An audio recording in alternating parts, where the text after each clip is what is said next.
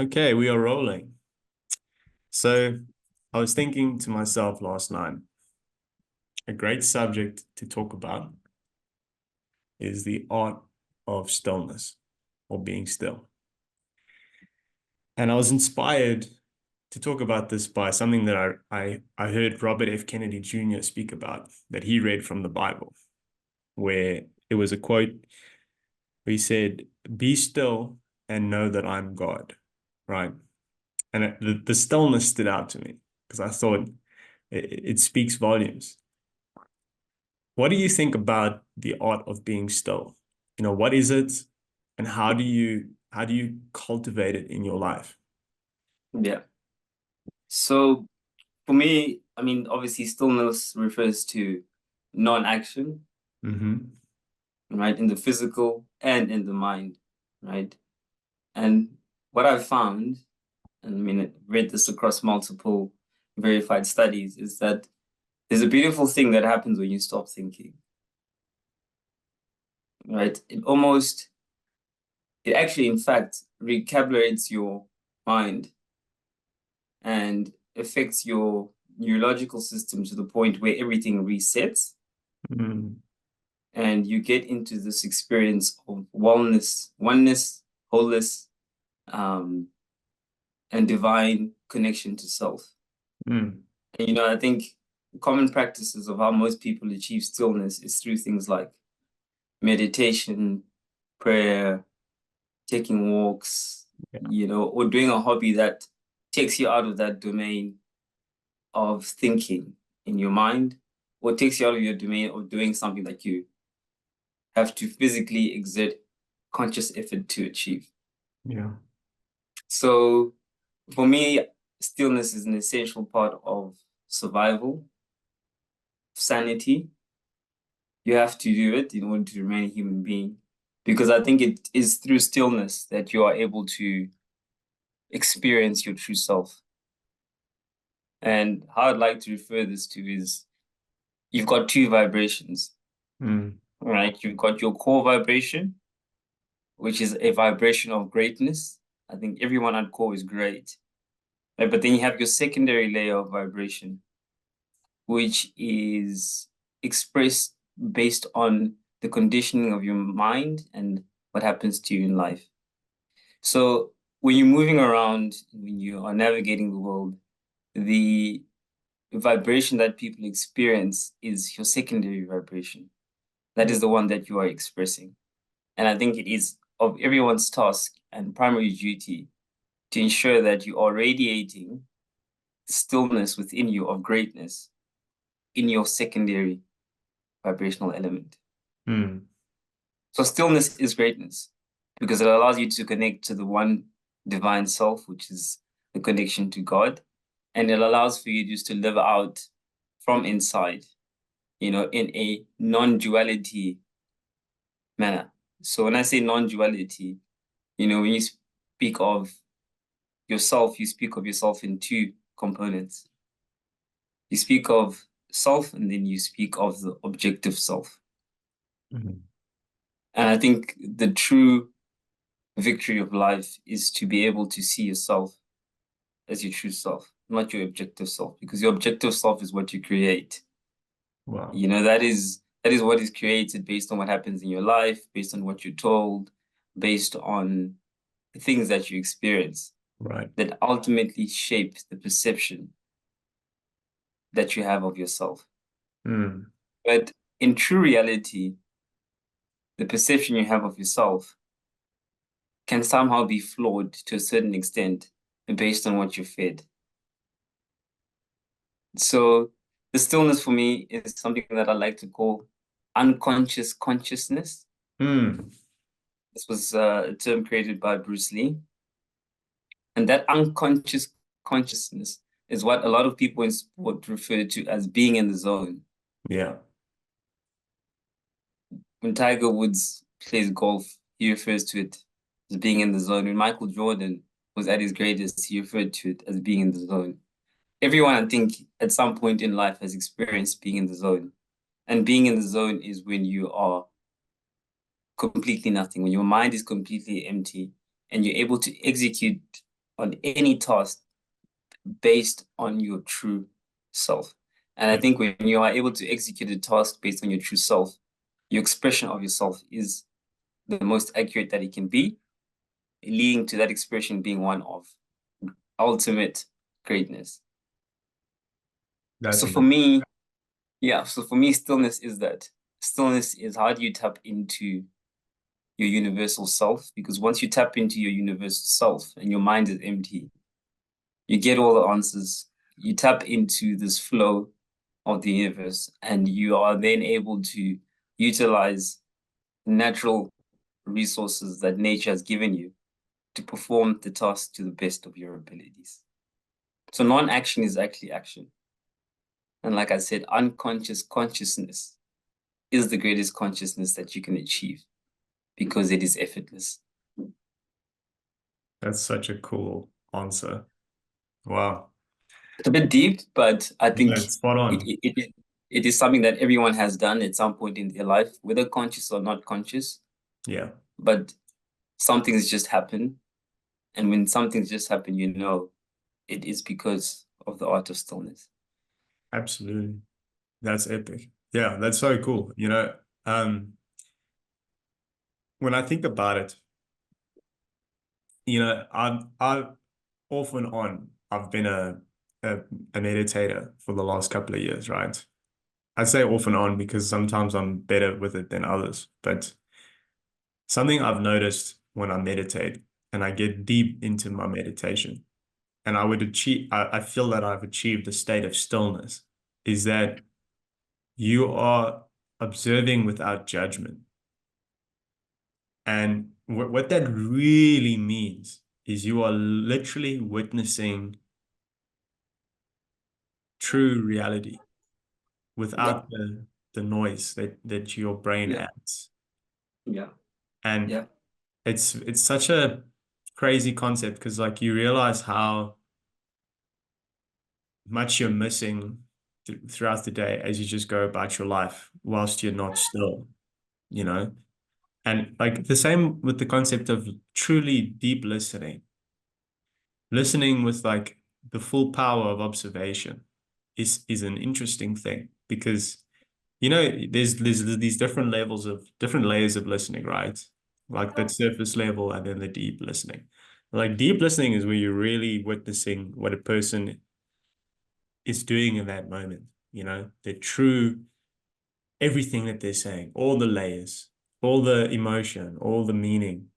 That's powerful, Uh, mm, and like you say, like for example, doing a thing without being in the zone. It's like you tap into this energy that's just where the 2 hours just flows by, you know? Like mm, your hunger is gone, your thirst is gone. You're not even you're just like in a trance sort of. And the answers just come to you. yeah, Sometimes I feel when we're doing a podcast and it's a really good one, you're in the zone, like everything just comes to you. You're thinking yeah, like top level, and you yeah, just have these answers. And it's almost like, again, like we pray before and we say, God, speak through me. It's almost like when you're in the zone, you're not speaking. It's not really you. But yeah, it's like you said, it is the primary you. It's yeah, not secondary. So it's it's an interesting thing because it's a slippery thing, the zone. yeah, It's like if you try and grab onto it, you're gonna lose it. yeah. And Yeah, I like how you mentioned it that it's if you try to grab onto it, you lose it, right? Because it ties back to individuality, right? Which is something that's very hard to do in a world where you are groomed to be a specific type of person, yes, right? But the dangers of being a specific type of person is that you gravitate away from your true self. yeah, You lose that individuality. So I think the art of stillness is one that allows for you to connect to yourself, to go back to your ground roots of who am I, mm, and to get into this rhythm of emptying yourself, being formless, being shapeless. And through that, permitting the universe to fill your cup so that you can express your true self in the form of finding your purpose, in the form of creating and expressing ideas that come from the universal storehouse of intelligence, Yes. right? In the form of being able to connect with people because you're connected to yourself. So stillness is a powerful ingredient in life because it just allows for you to stand back from situations and experience things for what they are. Yes. And I think when you experience things for what they are, you then are accurately able to determine how the things are impacting you. Yeah.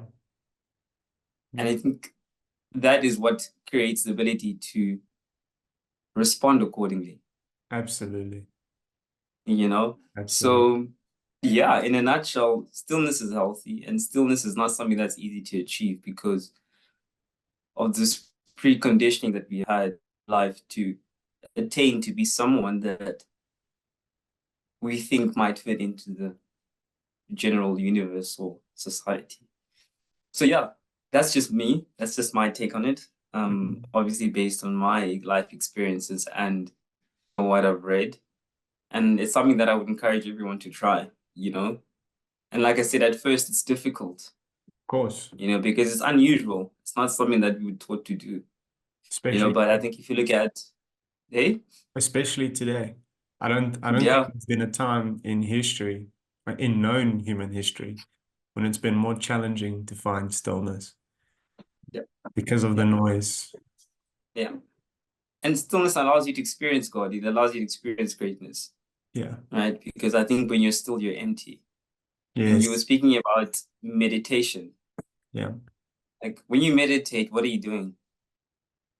You're emptying your mind, right? And Yeah. when you empty your mind, you allow for direct communication with the universe. Truly. And the coolest thing, now that I'm saying this, I'm like, shit, I must actually now do that again because that was such a good practice. I used to do this thing where I would sit with an exam pad next to me whilst I was meditating because I found that sometimes the ideas that came about while I was meditating was so good.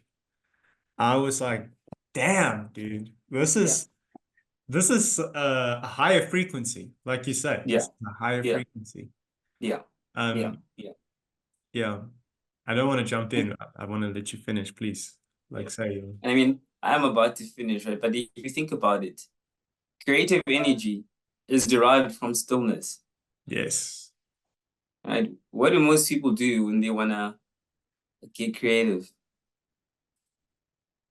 go to an Go open. on a hike, Yeah, go to a absolutely. mountain, go Yeah, somewhere quiet, do brainstorming sessions. yeah, Essentially, you empty your mind so that new stuff can come in, right? And it isn't that practice of emptying your mind, which is basically stillness, that you allow yourself to generate energy to create new things and to create new ideas and to think in a different way. So I think the mind is like a cup. yes, A cup can only hold so much, right, all right? And it is your responsibility to recognize when your cup is full or yes, when it needs to be emptied, right? And I think the thing about this analogy is that your cup can't always be full, no, right? Because if you can't put anything into your cup anymore, you're at capacity. yeah, And in a world where there's so much consumption happening mentally, you're bound to reach multiple stages of your cup being full. So I think emptying your cup is very healthy because it allows for you to analyze the previous cups that were full. And as you refill your cup, you then get into the habit of filling the cup with the best of the best. You yeah, know, ultimately, you get to the state where you have the ultimate cup, the absolutely. ultimate mix of conditions and ingredients that allow for you to thrive and be the best version of yourself. And I would also add, like, you and I have spoken a lot on the podcast about your inner voice, right? Your intuition. Yeah. Even the voice of God or what the universe is trying to tell you, whatever people want to label it as. If you don't have stillness, and you're listening to everything around you, there's no space to listen to that voice that's inside of you. 100%. And it's the same with the concept of creation. In the last week, as we've spoken more about focusing on content creation and creating instead of consuming. That's been the thing that's kept going through my head. It's like, if you keep consuming what everyone else is saying, how will you be able to create your own idea? Like, where's the space for your own creation, your own voice, your own thoughts? Like, what do you think? Yeah. And I'd love to ask a question of the audience, which I think I already know the answer, but I want to ask anyways. If you think about the time that you spend on social media and you had to break it down into two chunks, chunk one being the time you spend creating, and chunk two being the time you spend consuming, what do you think the ratio will be? And I'm pretty confident it's going to be 80-20, 90-10, maybe 99-1. There's a lot of 100 zeros out there where they're just consuming and not creating. And I've been guilty of that because it's way easier to consume than it is to create. The one is passive and the other one is active, right? Yeah. So, and then ask yourself, do you like that? Is that how you want to spend your life? Just spectating and not actually producing or playing. Yeah. Yeah. No one wants that. And I like how you mentioned they're producing, right? Because I think in life, a lot of people think that like creating is only for entrepreneurs or for business people, right? Sure. For But others. I think, but I think creating can be done in any domain of life. Of course. In employment, you have a role, and then within that role, there's room for creativity. Of course. You have life itself. Within the realm of life, there's opportunity to create. It's through how you want to live your life, through how you want to impact people.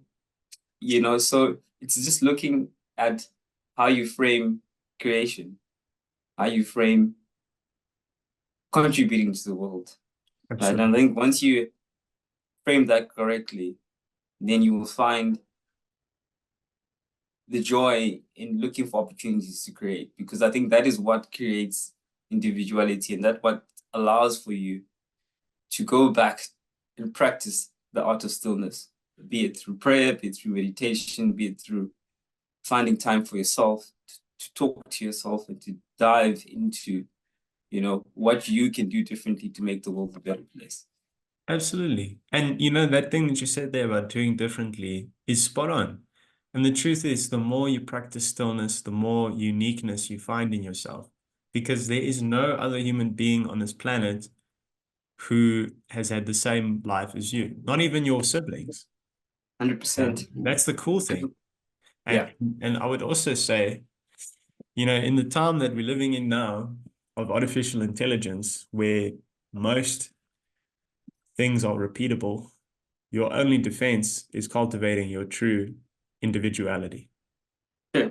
So it's something that you got to practice, your own unique voice, finding your own unique voice. It's the same thing with the podcast. Like, it's so tempting to listen to a Joe Rogan or a Tim Ferriss or whatever and be like, oh, we must be like them because they're successful and they've done it. But the irony is, the only reason they were successful was because they were unique and individual and the first of their type. So we must be individual and unique. Like, we can learn from them, and that's where that balance between consumption and production comes in. Like, learn, consume, learn the rules, and then break them and find your own way. Yeah. Yeah. It's so well said, right?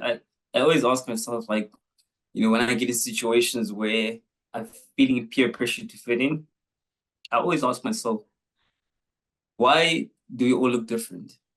Mm. We all look different because we must be different. Yeah.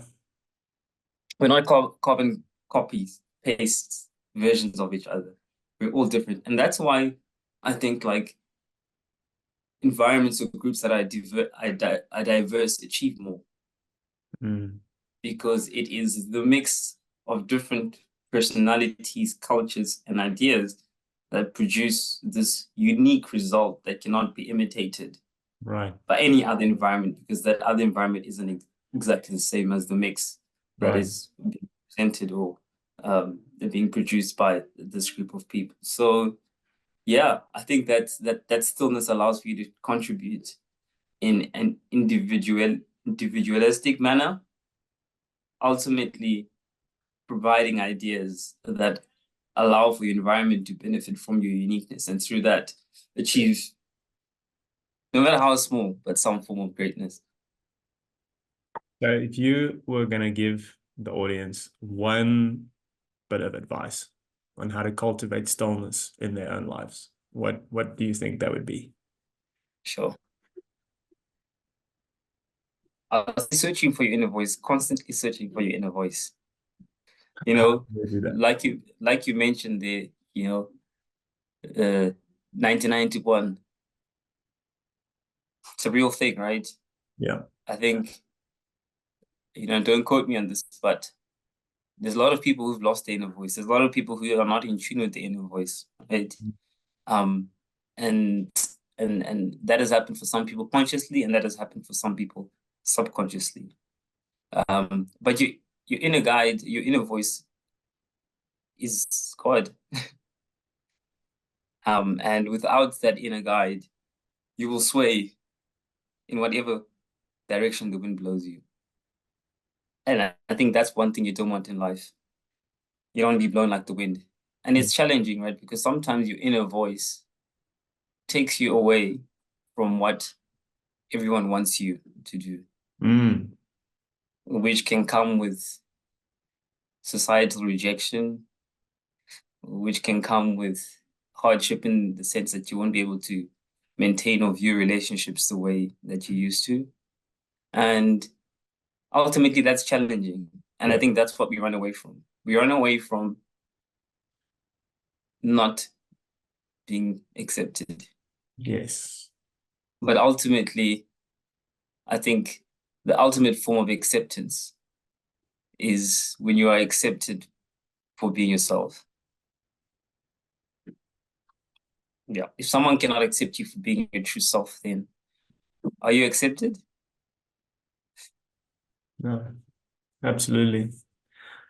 If I could compress that into one sentence, I would say following your inner voice takes you away from what you want to what you need, Yeah.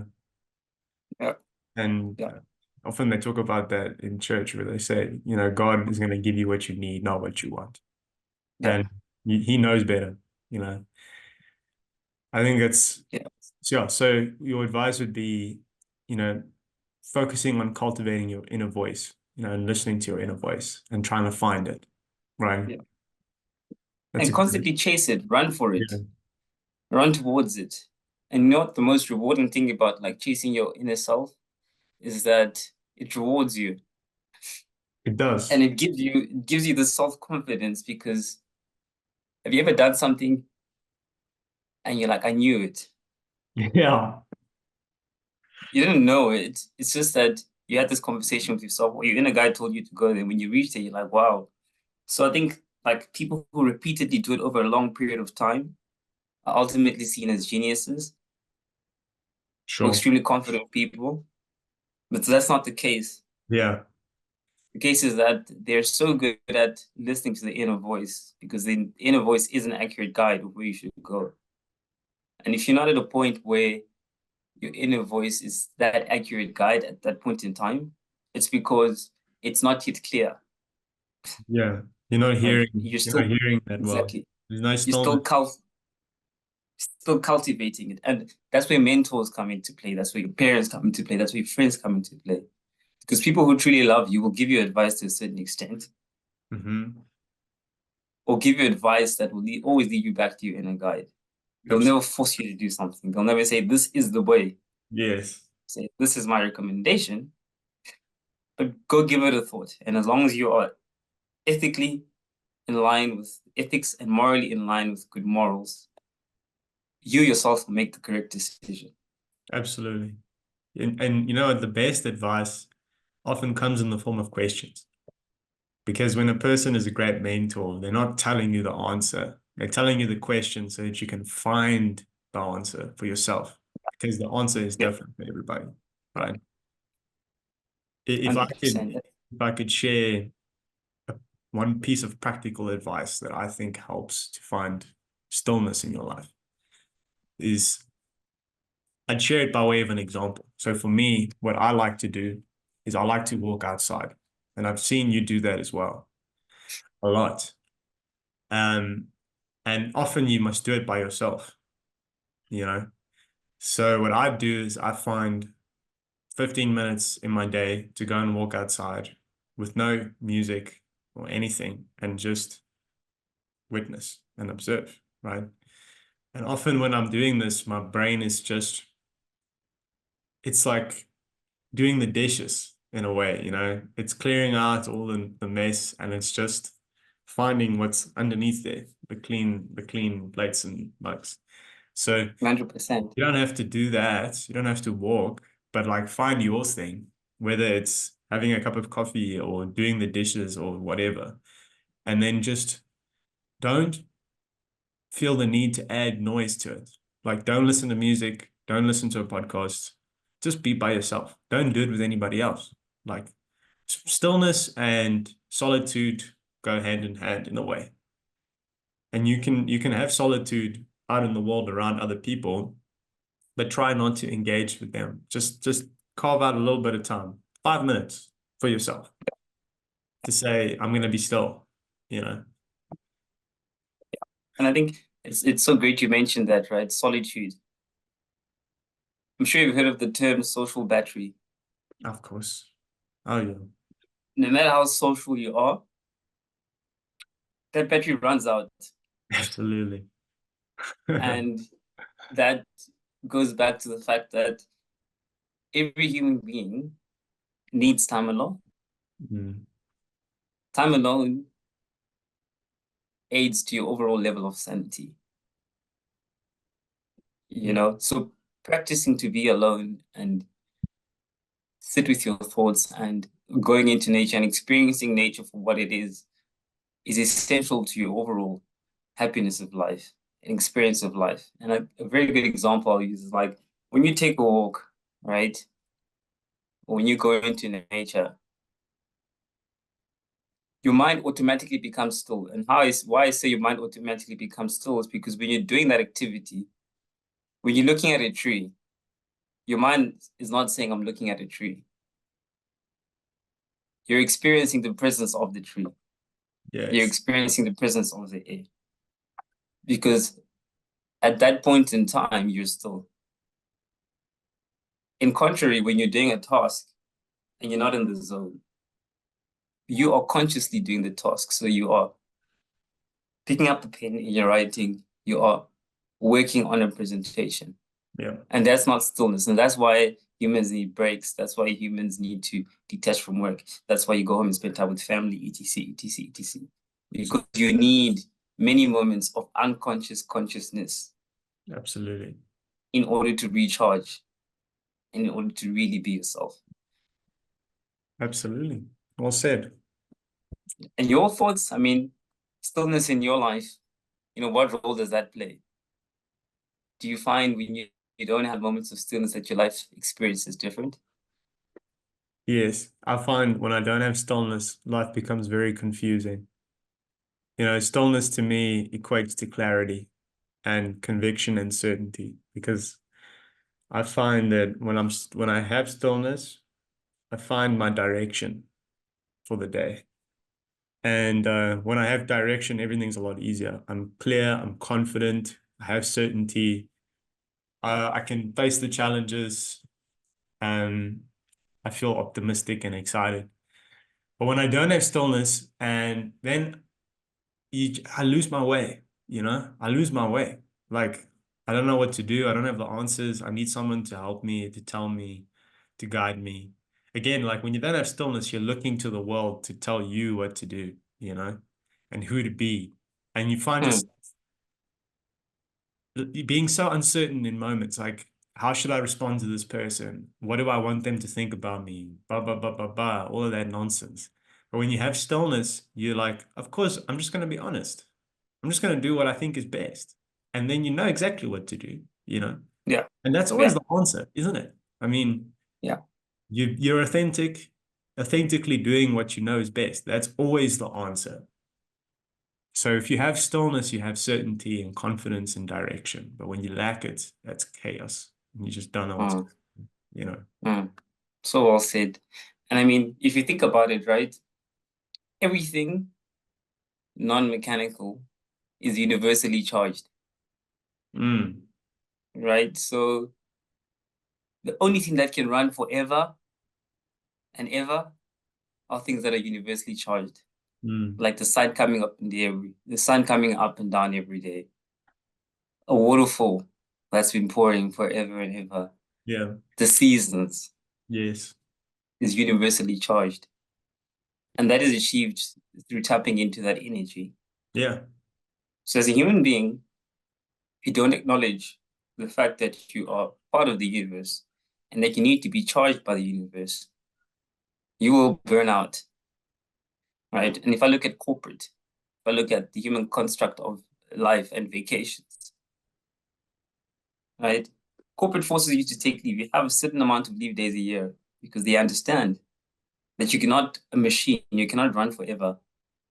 A machine in itself can't even run forever, Absolutely. It needs maintenance and rundown time. 100%. Absolutely. However, once you tap into that universal source of intelligence and energy, if you do it correctly, you can run forever through these mini breaks of tapping into it so that you can get that divine energy Yeah. to continue going. So the Yeah. art of stillness is actually the art of momentum. It fuels the art of momentum because it is in those moments when you take time to be still that you're able to obtain the energy to keep on going. I would argue that the difference between the people who succeed and the people who don't are those who have stillness in their life in some capacity. And they Yeah. might not label it as that, but like the guys that can lead, who have direction, it's because they're leading themselves. You have to lead yourself before you can lead others, right? Otherwise, where's the answers coming from?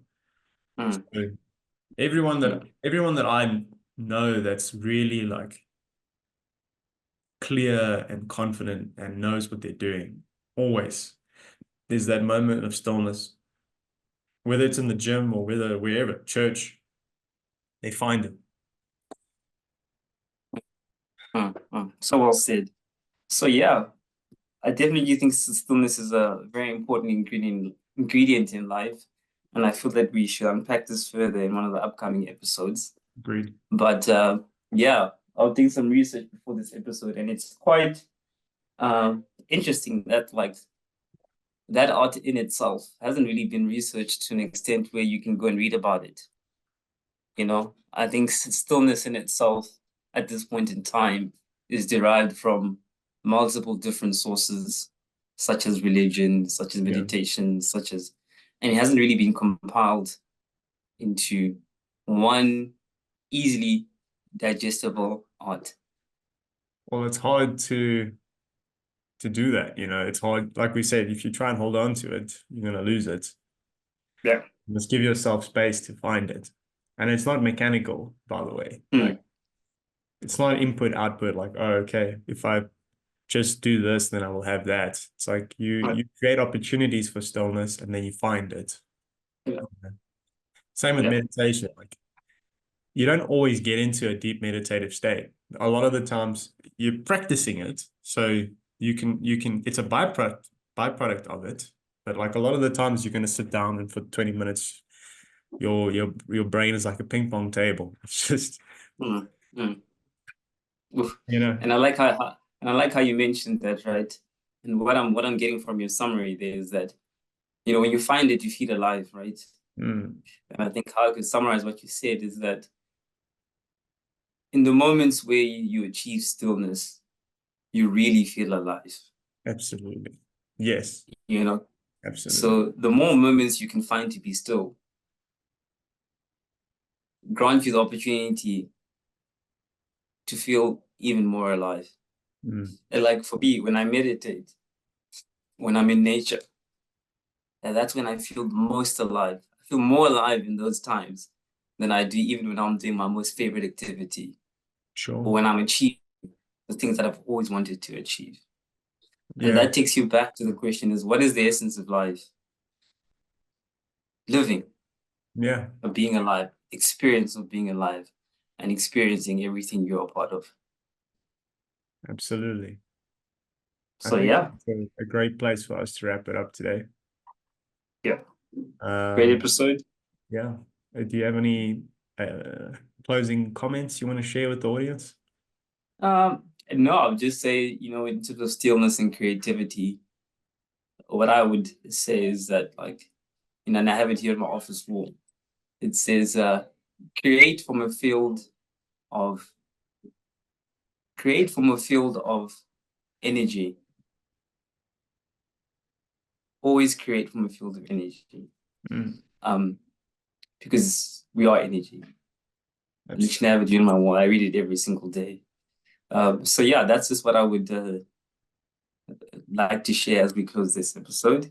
Love it. Um, because yeah, I think once you recognize that you are just a bubble of energy, you're able to conceptualize stillness more accurately in a better form. Love it.